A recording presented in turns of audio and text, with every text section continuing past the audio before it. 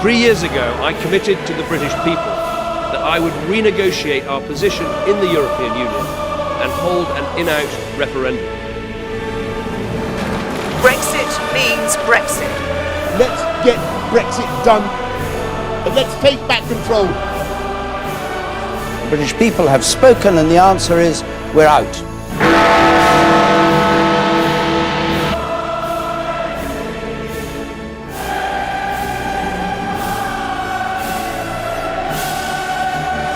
We will have done it without having to fight, without a single bullet being fired.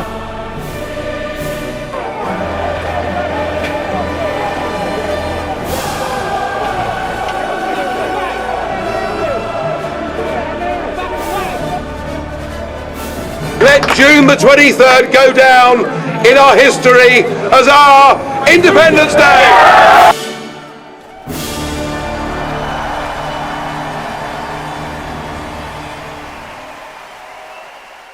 What does it mean to be British in the 21st century? You might think that British cinema is a strange place to look for an answer to this question, but films have reflected the national character of this island since the medium's inception. It was in Leeds in 1888 that Louis Le Prince was believed to have shot the first ever moving picture. British cinema's relationship with the national identity has matured since then though. We might think of the social realist dramas of the British New Wave, or the international acclaim of blockbusters of the 60s and 70s. In the 80s and 90s, a new genre of British films emerged, alongside a renewed focus on identity and British history, spearheaded by the Thatcher government.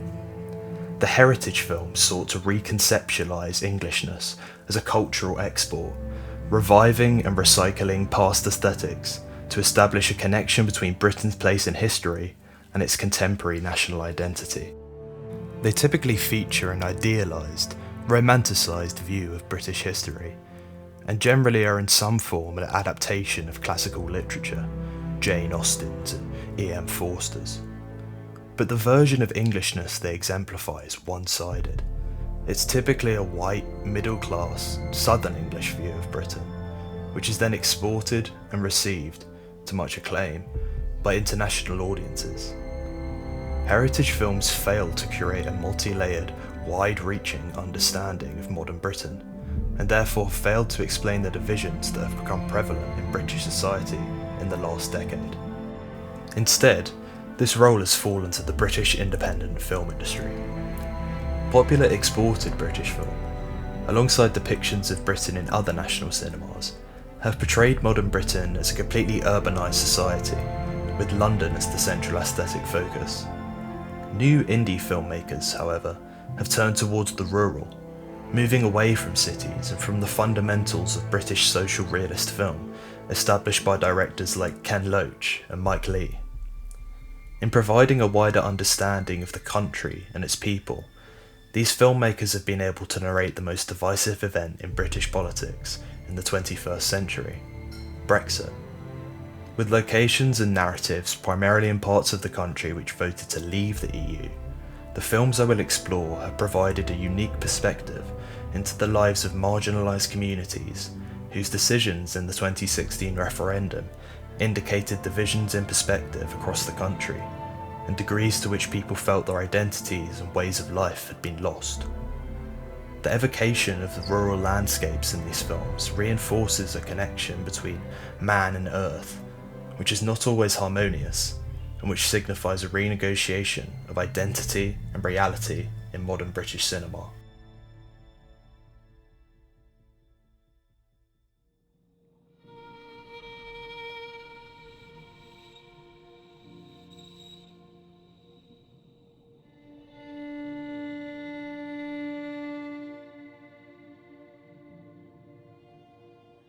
Rural landscapes have always been a focus in British film. Heritage films have featured landscapes profusely, but their nostalgic perspective is an idealised view of the British countryside.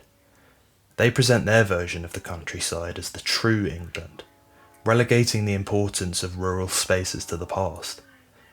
But when the same space is viewed through the lens of social realism, the relationship between man and nature appears more complex, less harmonious, and more repressive. When I was a kid, I thought I would never leave my farm. It's beautiful here, but lonely, you know? Francis Lee's God's Own Country expresses this sentiment out on the moors of West Yorkshire. The relationship between John, the disillusioned son of a farmer, and George, a migrant worker, addresses issues of anti-immigration and toxic masculinity associated with rural Britain. The eventual love for each other the two men find is a point of refuge against the unforgiving landscape and the economic hardship that comes with it. Pints in the night time, so what? What else am I meant to do apart from work? Like, there's fuck all else going on around here, isn't there? Lee's handheld camera tracks the characters in their battle against the menacing environment and then pulls back to express their isolation on the windy heath. Tucked away from the realities and expectations of modern life, from nationalities and identities, they're able to forge a new relationship with the land. How did you end up in that bathroom? Why did you never come home? After the floods? On the Somerset Levels, post-2014 floods, Hope Dixon Leach's The Levelling confronts identity in Brexit voting Britain as well. Returning to her family farm after the suicide of her brother, Clover is met with a deteriorating, almost apocalyptic landscape. What's this? Home? Since when? Since the house flooded? Our very own refugee camp. Her and her father's grief is manifested in the waterlogged fields, the poisoned livestock, the calf Clover must put down, the ending of a way of life. The killing of a calf features in both The Levelling and God's Own Country, a sacrifice which reinstates the interdependence and futility of rural life. Clover's father Aubrey is delusional, unable to understand how handing his son the farm effectively took from him any hope for the future. This is your farm now. This is your life. You bloody better get on with it on what you say you! Isolated in rural decay and confined to monotonous daily activities, Clover and Aubrey represent marginalised and forgotten communities in Britain. Where God's Own Country and The Levelling present the interrelation of man and the land as a negotiation of survival, they do not explore the more overarching division, that between those who rely on the rural for identity and those whose urban privilege has provided a national identity for them. But Mark Jenkins' Bait addresses this conflict directly. Set in the Brexit heartland of Cornwall and shot on grainy 60mm, Bait centres around a class war between fisherman Martin Ward and a pair of Airbnb owners whose ambition has gentrified the community, threatening Martin's way of life. You didn't have to sell us this house. Didn't we? Sequences juxtapose the traditional observances of rural living with the casual practicalities of owning hotels. The presentation of contemporary conflicts with a classic aesthetic reinforces the idea that the battle between urban and rural ways of living is a protracted one. The film's ultimately tragic ending demonstrates the inevitable defeat of those who use the land for survival by those who do so for profit. As a tourist. As a business owner. And a tourist. As someone, a tourist. As chairman of the pretty as committee. someone who spends a lot of for time 2 months investing a great deal of money in your tourist in business. supporting local industry. What fucking industry? But how is this conflict addressed in the largest film industry in the world?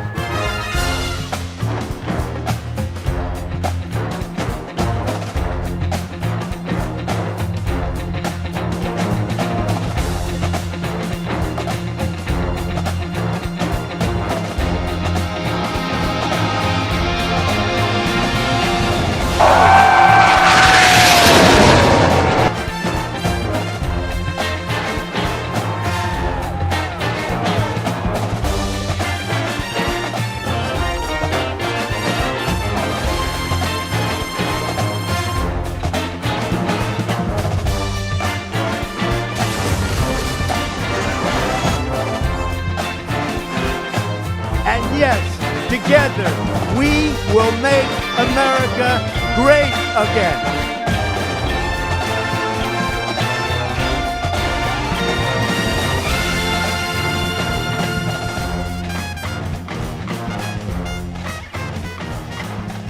Like British cinema, Hollywood too has reacted to a rise in nationalism in Western politics.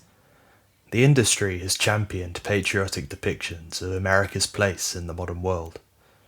This is mainly achieved through the use of imagery, military, symbolic, urban. Rural America, and those who inhabit it, are often forgotten, having outlived their use in the Western genre. However, Taylor Sheridan's neo-westerns, Wind River and Hell or High Water, have reconceptualized America's relationship with its rural landscapes. Both use traditional Western thematics, isolated characters whose strict moral codes are at odds with the contemporary governance of rural America. Texas was on fire, and the markets were collapsing, and the way of life that I grew up with was failing and dying, and so it was a very personal exploration of my own experiences, and then of a way of life. Hell or High Water, written by Sheridan, revolves around two brothers committing a series of heists on the bank that is due to foreclose their farm. Set in post-housing bubble West Texas, the film's landscapes invoke Western aesthetics, yet are littered with signs of a disintegrating way of life. Toby and Tanner's personal rebellion against West Midlands Bank is symbolic of the hegemony of oil companies and banks on rural lives. The disenfranchised lawmen who pursue them are similarly isolated in their morality, conversely on the side of order, yet unaware of the destructive capability of imposing order on rural communities. 150 years ago, all this was my ancestors' land. Everything you could see, everything you saw yesterday, till the grandparents of these folks took it. And now it's been taken from them. Except it ain't no army doing it. It's those sons of bitches right there.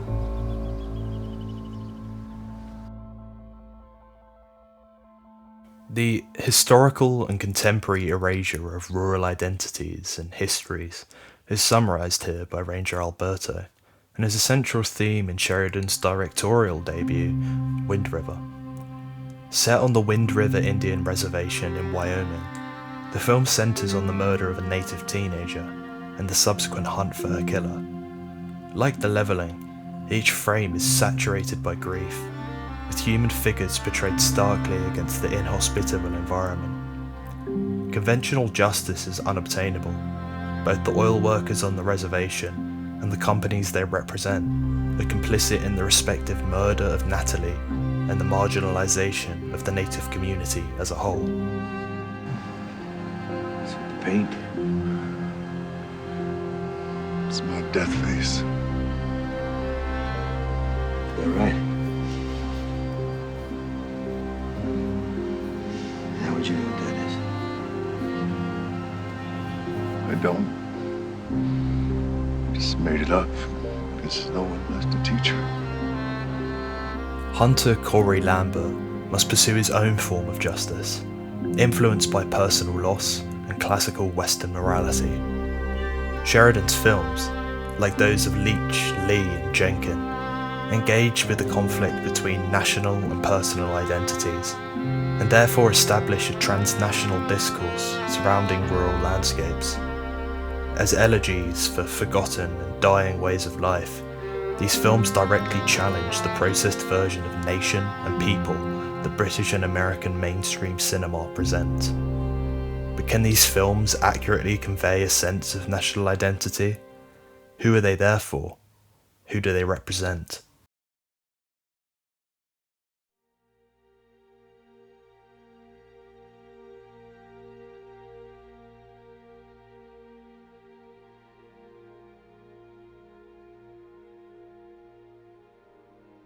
Paul Newland outlines 4 functions of rural settings on screen. The first is that the setting is a neutral narrative space, and the second is that this space is aesthetically pleasing, spectacular even. The third is related to the tourist's gaze, the perception of nation the film provides internationally. But the fourth, and most important, is that rural settings are often called upon to perform an ideological function, to offer a particular reading of the nation, a particular embodiment of national identity. The films I've explored have shown how personal identities are formed through a relationship between man and land in rural areas. But locating national identity in these films proves more elusive.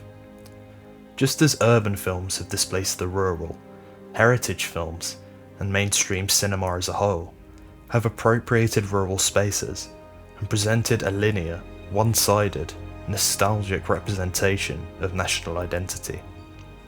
The reality of contemporary countryside life is harsh, ugly, apocalyptic, and is an undesirable depiction of nation. And as such, films that do explore it are relegated to independent productions. This lack of representation of the rural within film is a product of the ignorance of real social and economic issues that afflict rural areas.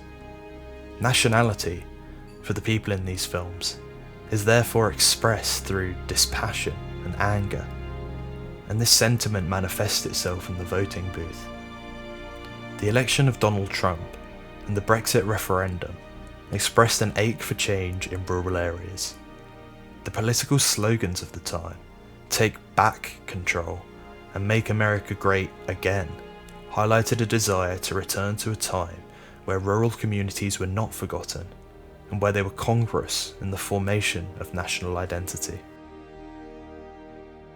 It's not that the films I've looked at express particularly nationalistic sentiments and are not overtly political. They're more emotive in their social protest. They present the lived realities of unremarkable people in their struggle against the destruction of their way of life. Films like this are essential as they communicate divisions both within society and within perceptions of national identity. Cinema has long been celebrated as a way to investigate multiple identities and voices, especially where those voices have been restricted through history. But when British and American popular exported film fails to face up to the reality of social inequality within their respective rural communities, a totalizing sense of national identity is unfindable, and the potential that cinema has to represent nation ultimately diminishes.